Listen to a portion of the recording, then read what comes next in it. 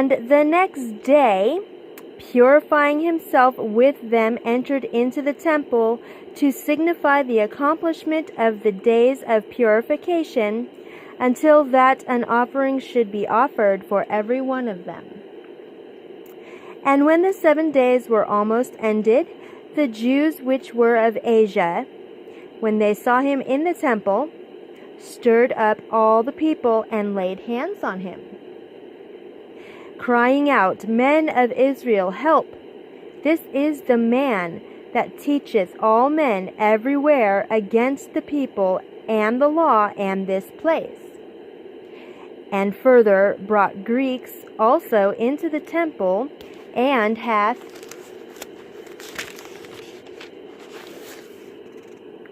polluted this holy place.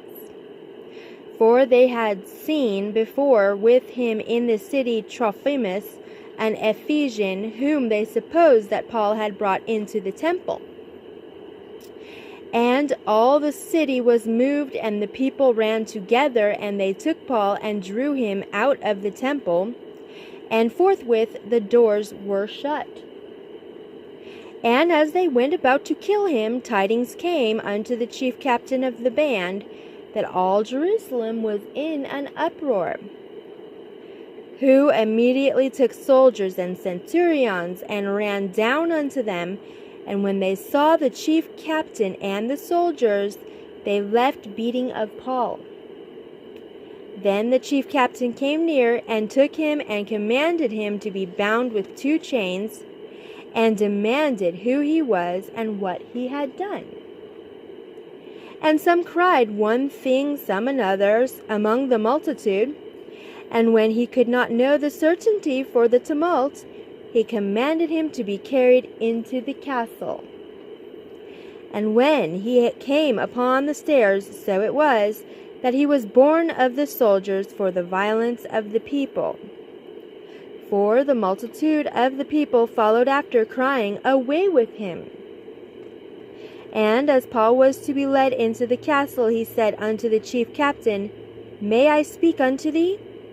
Who said, Canst thou speak Greek? Art not thou that Egyptian which before these days madest an uproar, and leddest out into the wilderness 4,000 men that were murderers? But Paul said, I am a man which am a Jew of Tarsus, a city in Cilicia, a citizen of no mean city, and I beseech thee, suffer me to speak unto the people.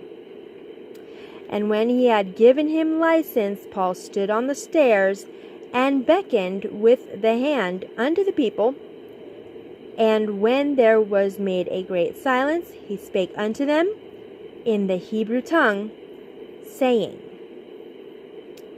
End of Acts chapter 21. Men, brethren, and fathers, hear ye my defense which I make now unto you.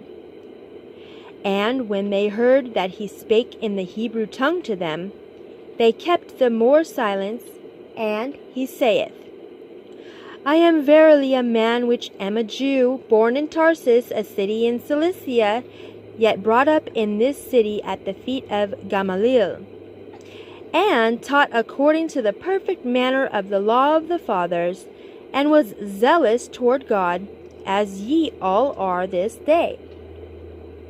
And I persecuted this way unto the death, binding and delivering into prisons both men and women, as also the high priest doth bear me witness, and all the estate of the elders, from whom also I received letters unto the brethren, and went to Damascus to bring them which were there bound unto Jerusalem, for to be punished.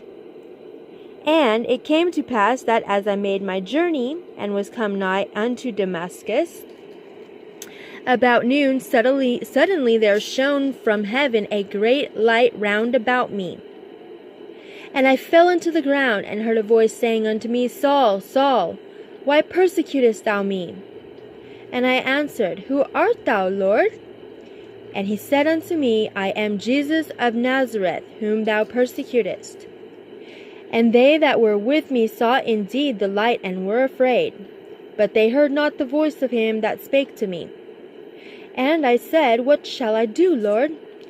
And the Lord said unto me, Arise, and go into Damascus, and there it shall be told thee of all things which are appointed for thee to do. And when I could not see for the glory of that light, being led by the hand of them that were with me, I came into Damascus. And one Ananias, a devout man according to the law, having a good report of all the Jews which dwelt there, came unto me and stood, and said unto me, Brother Saul, receive thy sight. And the same hour I looked up upon him. And he said, The God of our fathers hath chosen thee, that thou shouldest know his will, and see that just one, and shouldest hear the voice of his mouth. For thou shalt be his witness unto all men of what thou hast seen and heard. And now why tarriest thou? Arise, and be baptized, and wash away thy sins, calling on the name of the Lord. And it came to pass that when I was come again to Jerusalem, even while I prayed in the temple, I was in a trance, and saw him saying unto me, Make haste, and get thee quickly out of Jerusalem, for they will not receive thy testimony concerning me. And I said, Lord, they know that I imprison and beat in every synagogue them that believed on thee.